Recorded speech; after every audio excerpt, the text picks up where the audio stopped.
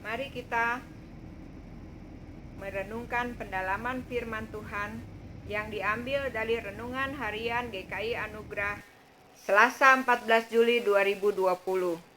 Ada apa di Rafidim? Gunung batu yang mengeluarkan air. Firman Tuhan yang kita renungkan di dalam kitab Keluaran 17 ayat 4 sampai dengan 7. Dengan ayat mas yang berbunyi, mereka telah mencobai Tuhan dengan mengatakan, adakah Tuhan di tengah-tengah kita atau tidak? Keluaran 17 ayat 7b. Kitab Keluaran mencatat sejarah pembebasan bangsa Israel dari perbudakan bangsa Mesir selama 400 tahun dan perjalanan bangsa Israel keluar dari negeri Mesir menuju negeri Kanaan yang dijanjikan Tuhan. Perkembangan dan pembinaan bangsa Israel yang tengah dibentuk menjadi umat yang menyembah Allah memerlukan masa 40 tahun pengembaraan di padang gurun. Dari semua kitab perjanjian lama, kitab Keluaran paling banyak mencatat mujizat Tuhan dan mencatat 10 perintah Allah yang terkenal. Kitab ini ditulis Musa tahun 1450 sampai 1410 sebelum Masehi.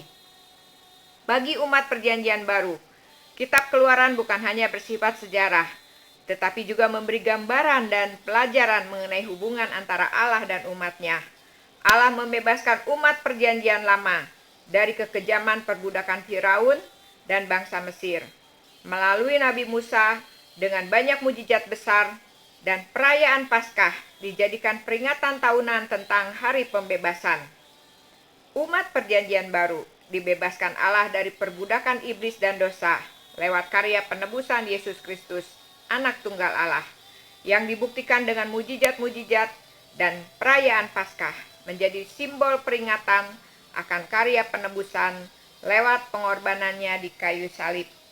Sebagaimana perjanjian umat perjanjian lama yang mengembara di padang gurun menuju negeri perjanjian, demikian juga umat tebusan perjanjian baru yang telah diberi kehidupan kekal masih berjalan dalam kehidupan sementara di bumi ini.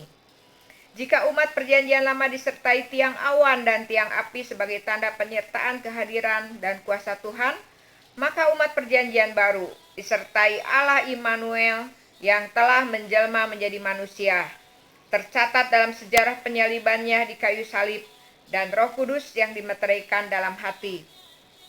Pada saat umat perjanjian lama dipimpin untuk berkemah di Rafidim, mereka marah hingga bersih tegang dengan sang pemimpin umat Nabi Musa dan akan berujung kerusuhan fatal yang mengancam nyawa Nabi Musa. Amarah umat muncul karena mereka melihat kepada masalah sesaat. Mereka haus setelah melewati padang gurun Sin, dan sekarang mereka berkemah di Rafidim yang tidak ada air. Mereka melihat masalah di depan mata lebih besar daripada kehadiran dan kuasa Allah yang selama ini memelihara nyawa mereka. Begitu besarnya amarah dan masalah kebutuhan air ini, sehingga mereka mempertanyakan dengan kalimat menantang Allah, adakah Tuhan di tengah-tengah kita atau tidak?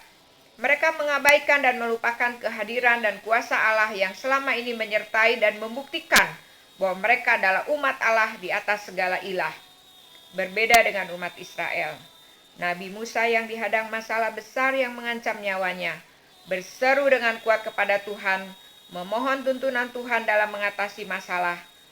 Tuhan menjawab, dan Nabi Musa mentaati tuntunan Tuhan tanpa keraguan.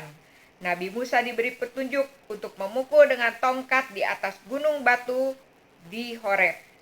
Sebuah penjelasan mengatakan bahwa beberapa bentuk batu tertentu di area ini adalah gumpalan tanah liat tipis yang akan langsung hancur ketika dipukul dengan tongkat, sehingga air yang terdapat di dalamnya akan langsung mengalir keluar. Allah Musa adalah Allah Sang Pencipta yang Maha Tahu, yang memiliki otoritas atas segala ciptaannya, dan umat percaya yang taat akan melihat kemuliaannya.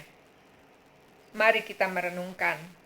Pada masa sulit pandemi COVID-19 yang berkepanjangan, apakah kita marah dan mempertanyakan kehadiran dan kuasa Tuhan?